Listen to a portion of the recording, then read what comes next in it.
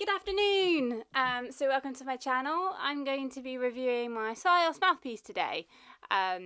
There's quite a few people have been asking me about it. First reasons, why did I get into SYOS mouthpieces? Over lockdown, I really wanted to try out a new mouthpiece, try and find a new mouthpiece, and then use that time of no gigs to get used to the new mouthpiece. But unfortunately, I was kind of wanting to try out the Mindy Bear one, and I like the Jodie Jasmine Barry, so I was interested in seeing what that was like. But as you weren't allowed to have them kind of like on whatever the loan thing is called, and I didn't fancy travelling up from Devon up to London to go and try mouthpieces out at this time. I wasn't into the idea of possibly wasting a lot of money. So that's why I thought, well, why did I try the SYOS? But I decided to go for the custom one just because I hadn't tried them before, and I kind of had quite a specific thing in mind. In knowing that I could get a second tweaked mouthpiece, I thought, well, that's just amazing. You know, you don't get that kind of facility with buying an off-the-shelf mouthpiece. So first things first, just so you know kind of where I'm coming from, what my setup is, because obviously that, you know, affects things. In terms of hooter, I am on my trusty Yanagisawa.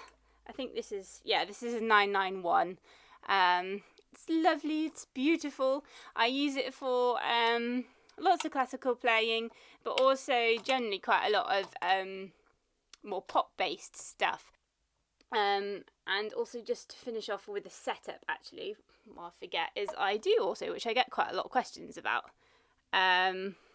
use the, I don't know if you can see that, use the Yanagisawa Pink Gold cricks. I have this on my alto and tenor, and I absolutely love it. It kind of really helps bridge the gap between classical and pop and jazz. So I really like this. It's got a really nice bright sound, but yet still warm, and you can do a lot with it. You know, colour the notes quite a lot. So that's the hooter. So before my jazz setup was one of these Mayors. It is a 6-lay. So for me, I find that quite small. On my tenor, I have a 9, so it's quite a big gap there for me to get used to, especially when I'm going between the two instruments.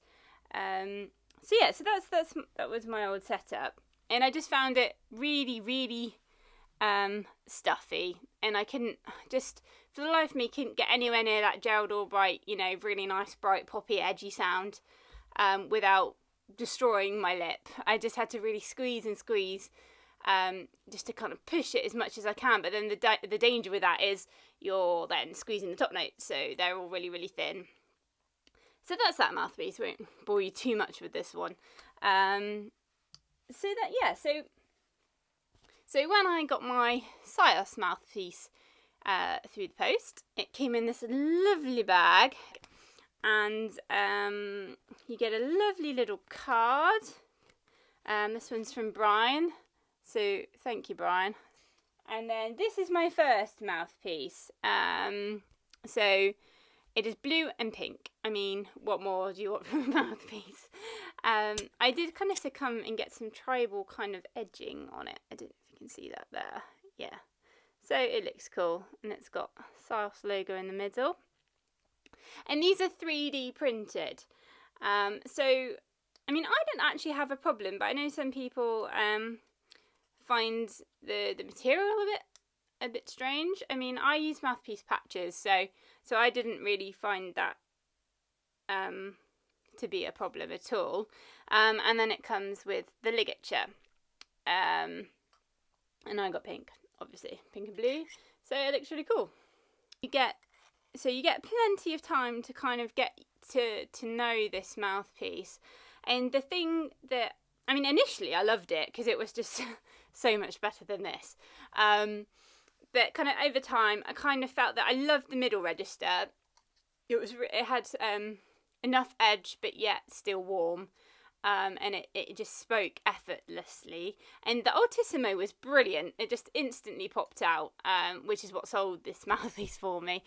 But kind of D to top F sharp was just a little bit on the thin side, and the lower range from kind of F downwards was just a bit muffly and a bit stuffy.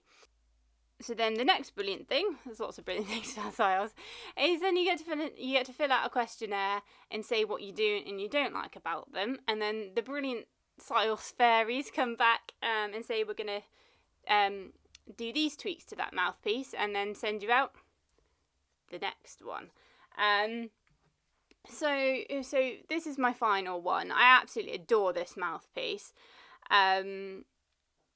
It's got a step baffle, I think, and it's much wider from the Maya. I don't know if you can kind of see that, but the lay is a lot bigger. It's not probably very easy to see there.